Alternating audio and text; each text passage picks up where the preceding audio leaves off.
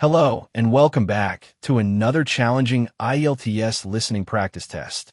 Today, we're diving into some familiar sounding topics that many students look for, giving you that classic exam feel. This video is precisely timed.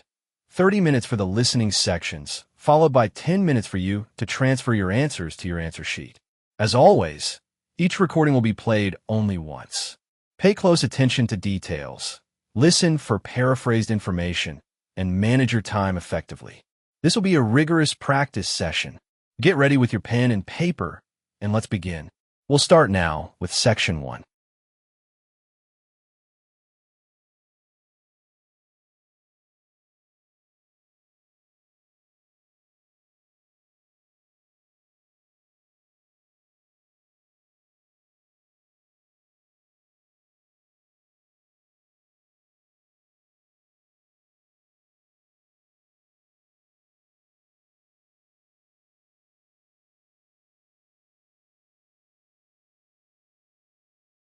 Good morning, Darwin Adventure Hostel. You're speaking with Mark. How can I assist you? Hi, Mark. My name is Sarah Williams. I'm calling to inquire about booking a bed for next month. Sarah Williams. Could you spell your surname for me, please? Certainly, it's Williams. Thank you, Ms. Williams. And may I ask your nationality? We like to keep track for diversity purposes. I'm Canadian. Canadian. Excellent. And a contact number for you, please? My mobile is 0439887663. 0439887663. Got it. And your email? It's sarah.w@email.com. All right. And what dates are you looking to stay and what type of accommodation? I'm hoping to arrive around the 15th of next month, that's 15th of October, and I'm looking for a female dormitory bed if you have one available. Okay, a female dormitory. And how many nights will you need? I'm planning to stay for 7 nights, leaving on the 22nd. 7 nights. Let me just check the system for October 15th. Before you hear the second part of the conversation, take some time and check your answers to questions 1 to 5.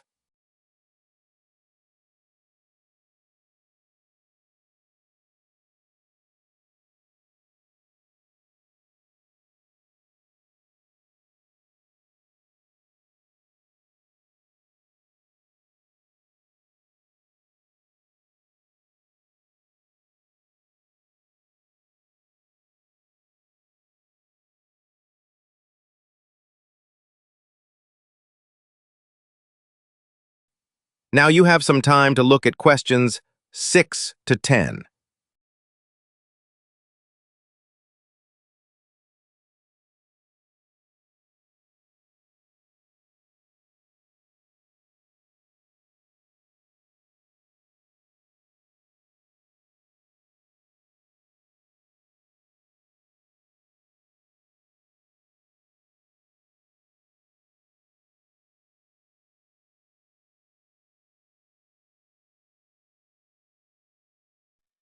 Yes, Ms. Williams, we do have availability in a female dormitory for your dates. The cost is $35 per night, and that includes all linen, sheets, pillow, and a towel. $35. Good. And is there a deposit? Yes, we require a $20 deposit upon check-in. This is fully refundable when you check out, assuming there's no damage. Right. And what about facilities? Is there a kitchen? Absolutely, we have a fully equipped communal kitchen. We just ask that all guests keep it clean after use for everyone's comfort. Of course. And laundry? We have coin-operated washing machines and dryers. They're located on the ground floor near reception. Great. And what about security for valuables? We provide individual lockers in each dorm room for your personal belongings. You'll need to bring your own padlock, or you can purchase one from the front desk for a small fee. Okay, that's very helpful, Mark. I'd like to go ahead and make that booking, please. Certainly, I'll just need your payment details. That is the end of Section 1. You now have half a minute to check your answers.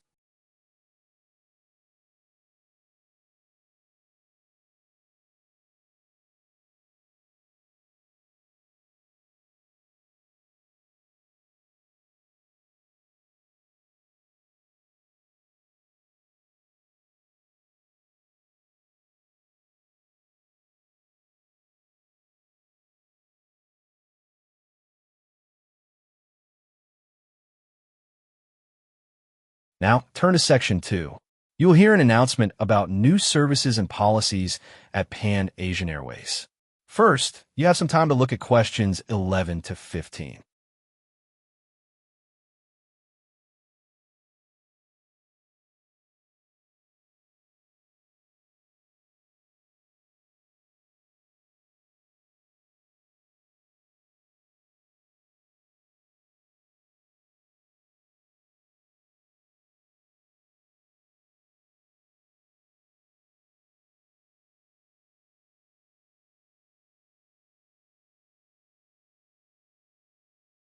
Good morning, esteemed passengers. Welcome to this update from Pan Asian Airways, bringing you the latest on our services and policies designed to enhance your travel experience. Firstly, you'll notice our new self-service kiosks in the check-in areas. While they do help reduce overall queuing and certainly aim to streamline the process to cut down on errors, their primary benefit is actually to free up our staff to provide more personalized assistance to passengers with more complex inquiries, such as special baggage or travel document issues. This allows for a more efficient allocation of our human resources.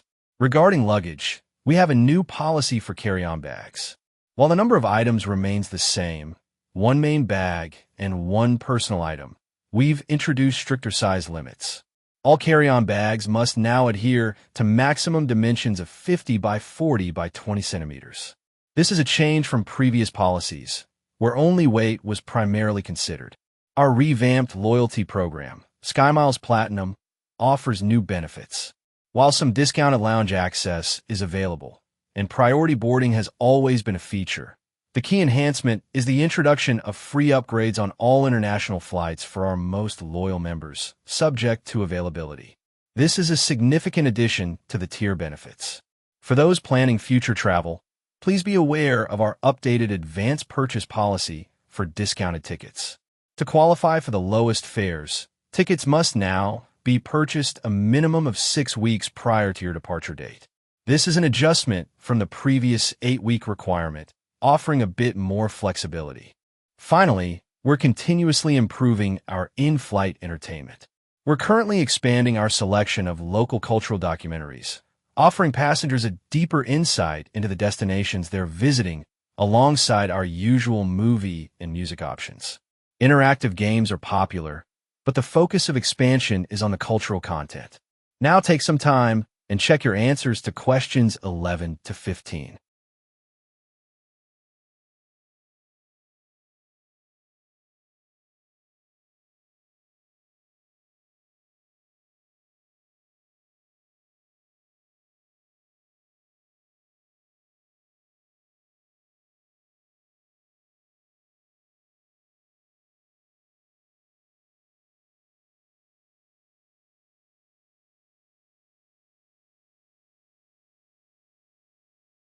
Now you have some time to look at questions 16 to 20.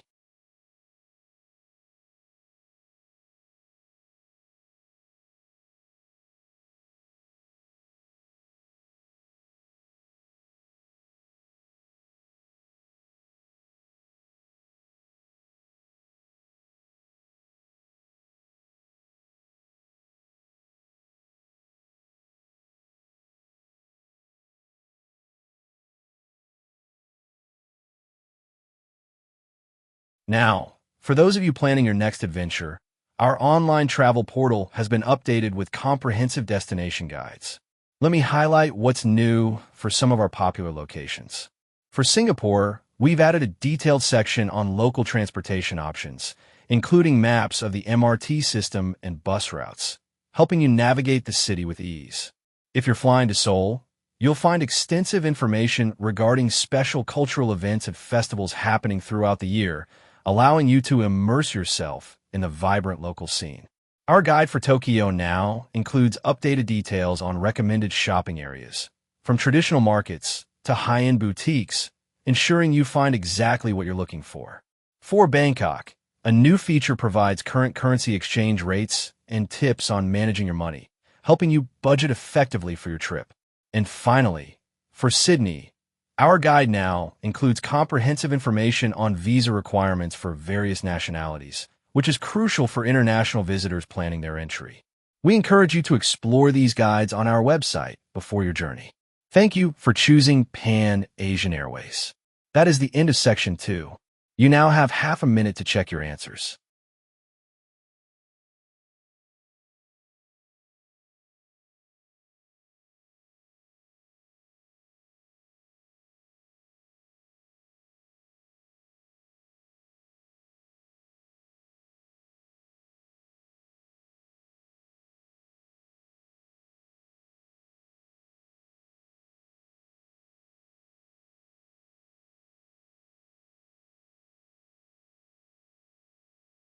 Now turn to Section 3. You will hear two university students, Sophia and Ben, discussing their research project on the impact of noise pollution on urban wildlife.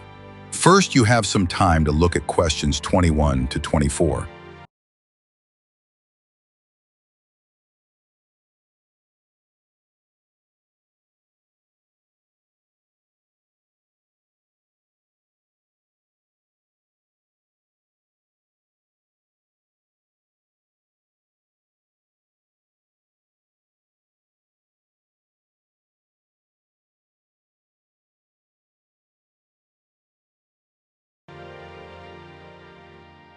Hi Ben, let's finalize the key points for our project on noise pollution and urban wildlife. There's a lot of research, but we need to identify the most impactful effects. Definitely. I've been looking at how it disrupts foraging patterns, making it harder for animals to find food. That's a direct survival impact, right? Yes, it is significant, but I wonder if it's the most significant. I think the alteration of communication signals is profoundly impactful. If birds can't hear each other's mating calls or alarm calls, it affects their core survival and social structures. That seems more fundamental. You've got a point. If they can't communicate, everything else breaks down. I also read a lot about increased stress hormone levels in animals exposed to constant noise. That's a physiological response, indicating chronic stress. That's vital too. Chronic stress has cascading effects on an animal's overall health and immune system. So the increased stress hormone levels are definitely a major concern we should highlight. While changes in physical development are documented, they're often secondary to other stressors. And reduced reproductive success, though critical, is often a result of the communication disruption or chronic stress, rather than a primary effect in itself. Okay, so we're focusing on the alteration of communication signals and increased stress hormone levels. Those feel like strong, core ethical and biological impacts. Agreed. That gives us a clear direction. Take some time to check your answer to questions 21 to 24.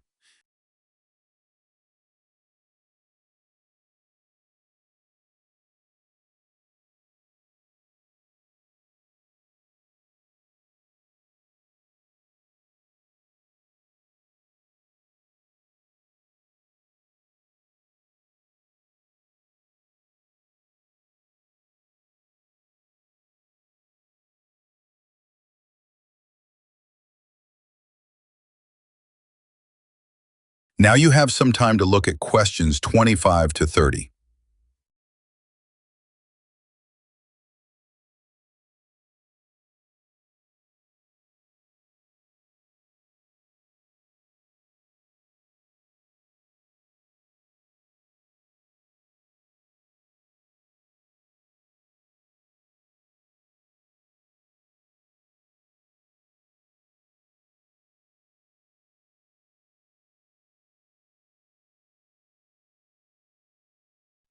Now, let's categorize different types of noise pollution and their unique characteristics regarding wildlife impact, starting with traffic noise. Traffic noise, I think, is characterized by its consistently present at low levels. Even at night, there's often a baseline hum, making it a pervasive and chronic stressor, unlike other, more intermittent types. That's a good distinction.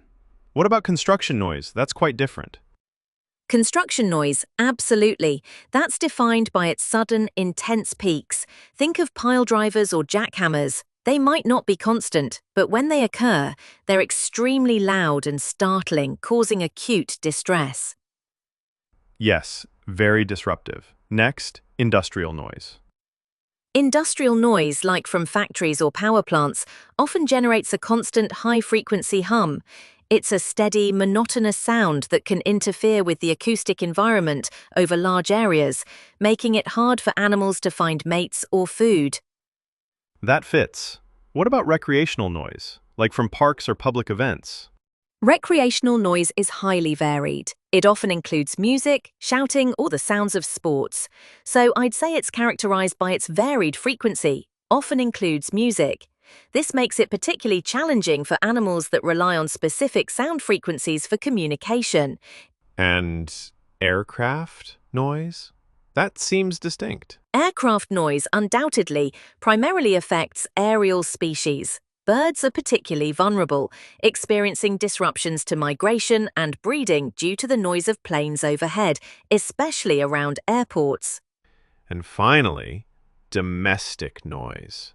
From homes, pets, even air conditioning units. Domestic noise tends to be marked by cyclical, repetitive sounds. Think of a washing machine or a barking dog. They might not be as loud as industrial noise, but their repetitive nature can still be a chronic stressor, particularly for animals adapting to urban backyards. Perfect. That's a comprehensive breakdown. That is the end of Section 3. You now have half a minute to check your answers.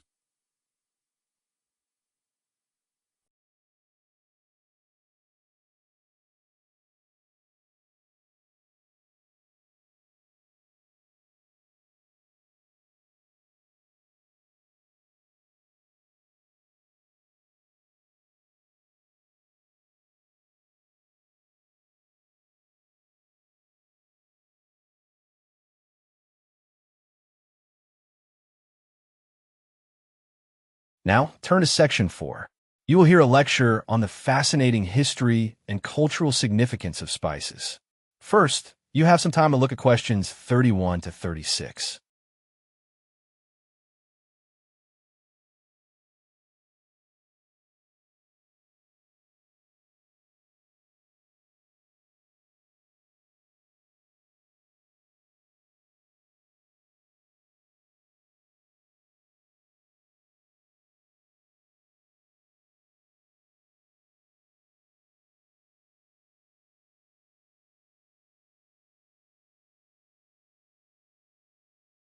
Good morning, everyone. Today, we're going to explore the intriguing world of spices, tracing their extraordinary history and immense cultural significance, a tale deeply intertwined with human civilization itself. From antiquity, spices have played a far more significant role than just enhancing food. In ancient Egypt, for instance, they were integral to mummification processes, used for their preservative qualities, but also extensively for perfumes and incense, highly valued in religious ceremonies and daily life. The Roman Empire, a vast network of trade, imported vast quantities of spices from distant Asia, not just for culinary delights, but crucially for their perceived medicinal purposes. They were a cornerstone of ancient pharmacology. These early trade routes were incredibly dangerous, fraught with peril from pirates, harsh weather, and difficult terrain. For centuries, this trade was largely controlled by Arab traders, who often maintained secrecy about the origins of the spices to protect their lucrative monopoly. So valuable were these commodities that they were often seen as being as precious as gold, if not more so, influencing economies and inspiring perilous journeys. Indeed, spices were so highly valued that they were frequently used as a form of currency for paying taxes, ransoms, or even as dowries. Beyond their material worth, they were also believed to possess powerful healing properties, used to treat a myriad of illnesses, from digestive problems to infections, demonstrating their central role in early medical practices. Take a pause and check your answers to questions 31 to 36.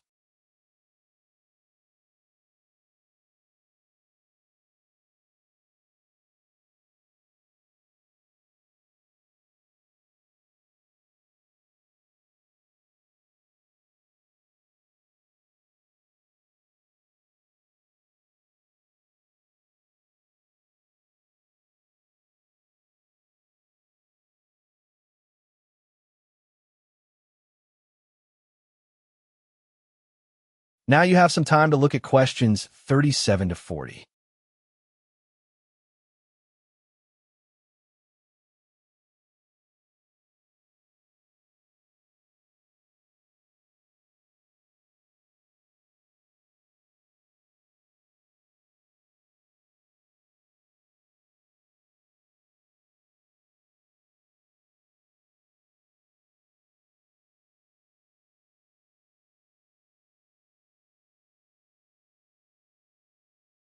The lucrative spice trade, particularly the control exerted by Venetian and Arab merchants, directly fueled what we now call the Age of Exploration.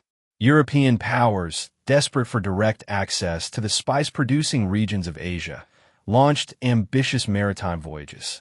Figures like Christopher Columbus and Vasco da Gama were driven not just by discovery, but by the overwhelming desire to bypass the established land routes and the formidable middlemen who controlled them. Their aim was to establish direct sea routes to the sources of pepper, cinnamon, cloves, and nutmeg. The establishment of these new sea routes had a profound and lasting impact, not just on the spice trade itself, but on global economies and geopolitical power structures.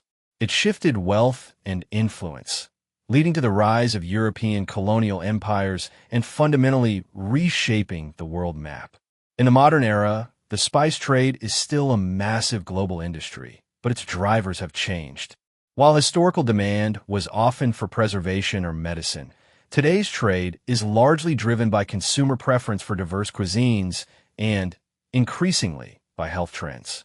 Spices are now valued for their antioxidant properties, their roles in wellness, and their ability to elevate culinary experiences across cultures.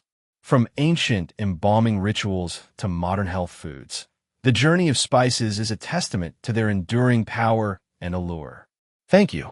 That is the end of Section 4. You now have half a minute to check your answers.